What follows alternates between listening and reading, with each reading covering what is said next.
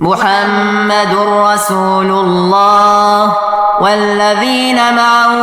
أشداء على الكفار رحماء بينهم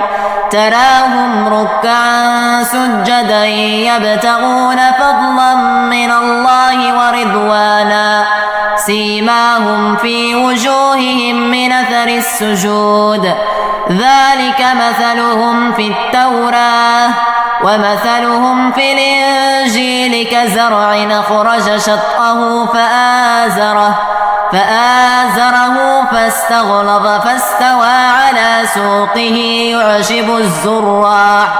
يعجب الزراع ليغيظ بهم الكفار وعد الله الذين آمنوا وعملوا الصالحات منهم مغفرة وأجرا عظيما